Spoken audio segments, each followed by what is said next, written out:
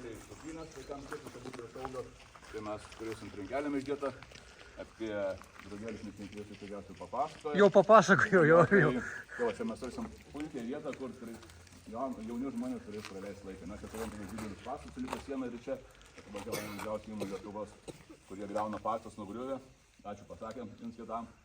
Ir išvažiavo, tai labai smagu, kad mes, kalbant apie įdarbinimą, tai mes turėjom tokią įmonę iš Kauno, jos darbuotojų iš visos Lietuvos, iš Vilniaus, iš Šiaulių, iš Marijampolės, atvažiavo pas mus čia į svečius. Kima Kagra tokia vadinasi, tai jie, jauni žmonės, 35-40 metų, jie ten pusę dienos valė jaunimo centrą, nešė, dirbo taip, kad galvos nepakeldami, padovanojo 3 nešiojimus kompiuterius ir paradė 3000 eurų mums.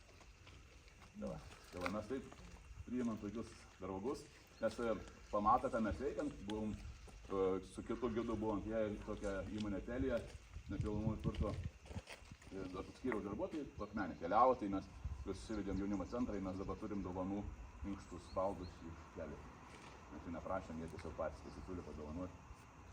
Ir mes mielai sutikom priimti šitą reikalą. Ar aš nepamelavau, ką sakau, kad kaviniai bus, kad turistai atvažiuos, vaikai atneš su vardais kavos, arbatos, kas ką užsakys. Darysim taip, ar aš čia pamelavau? Ne, tai mes to darysim, dar viską nepasakojom. Ar aš čia pripasakojau? Būtų įdomiau atvažiuoti dar kartą. Jeigu viskas gerai, kitais metais turėtų lapkričio mėnesį jau kavinė veikti. Va, matai kaip reikia. Aš tai tikrai atvažiuosiu pažiūrėti. Tai įdomiausia, kai rudenį pradės atvažiuoti, kai bus visi važiavę dar. Ir gražiausia, ir turtingiausia. Ir kitus sėkinčius žmonės. Aš tik noriu vieną dalyką visiems pasakyti. Nėra blogų vaikų. Yra neišgirstų vaikų. Tiesiog vaikas kažkokiu momentu buvo paliktas vienas. Nesvarbu, kokia šeima jis auga. Tiesiog mes visi esam žmonės, mes užsiėmės, mes turim daug kitų dalykų ir įsipareigojimų, mes kartais nepamatom kažko.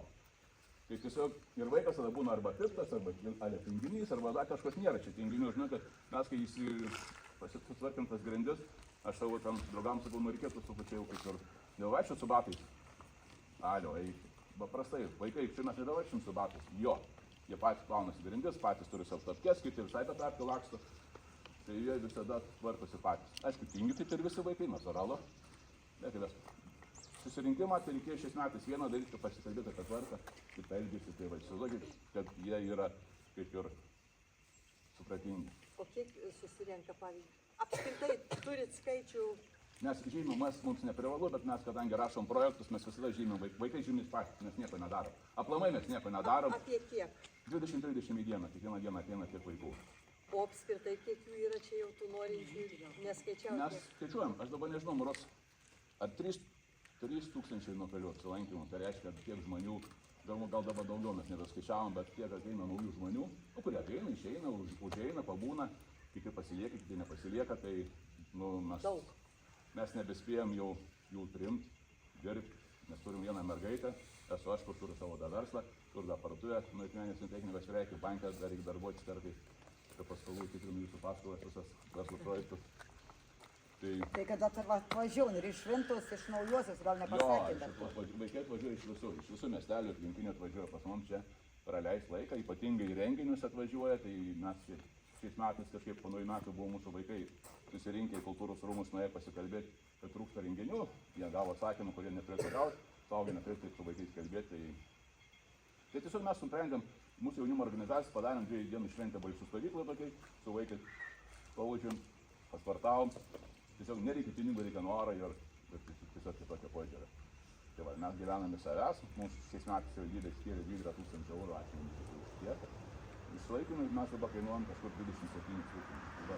Mūsų didžiausias iššūkis yra gauti atlyginimą žmogus, tarkim mūsų mergaitai, tai gauti atlyginimą, tai mes kainuojam mums 1100 eurų ant popieriaus.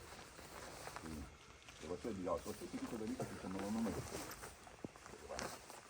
Ir į archeologinius vaikai atvažiuoja.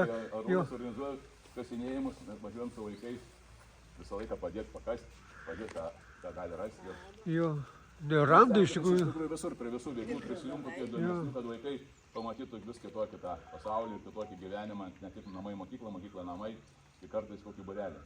Tiesiog mes kviečiam garsius žmonės, pasaulio čempionus, važiuoju pas mus pasikalbėti, mes turėjom mergaitę, kur buvo jaunimo centre, dabar jinai visažistė, puikiai, tai jinai čia 1,5 valandos pasakojo, kaip jinai čia visą jautėsi, nes jinai buvo paradininkė, tai jau paskui ne šiaip ne taip, dar 1,5 valandas vaikus paišė. Mergaitės mokino, kaip reikia pasipuošti. Tai va, tai supranti, kiek tiem vaikams, kurie užaugo, irgi buvo svarbu čia. Tai aš jiems sakydavau tom panelėm, kada tokia buvo, sakau, būsiu didelė, kad varysiu pasipuošti šampaniuką gerti ir prisimins, kaip čia fainai buvo, taip ir vyks iš tikrųjų. Ir į Krokuvą važiavo pažiūrėti to, kur vat, raštas, kur važiavo mūsų tas Jonas Belevičius Tankievičius, to rašto, nu, kaip į Krokuvą. Irgi. Važiavom į Krokuvą su vaikais, po 395 metai, berods mūsų miestelio, tai mes važiavom į tą vietą, kur su vaikais, kur mes gavom šitą atleidimą, kad mes vadiname miesteliu, turgum, tai vaikai žino, iš kur kojas dyksta. Tai buvom užsvencimo stovyklai tada ir grįžus vis tiek, pilna įspūdžių vaikams, tik nuvažiuojant piemė, kažkas dar kažką veikia, net valgė čipsus, o paskui už kokį 3 mėnesių atsėdom, pradėjom kalbėti, jiems jau susigulėjo visas galvoj, tai tiek atsakymų ir tokių pasisakymų gavom, kad dabar man šitas paplunai, kaip jie mato tą karą buvusią ir tą visą kitą dalyką. Tai va, ačiū dėmesį, lauksim kitais metais. Ačiū Jums, pavyzdžiui. Ačiū ir sėkmės. Galit ir šiais metais dar atvažiuoti, nepriimsiu. Pasidarbauti.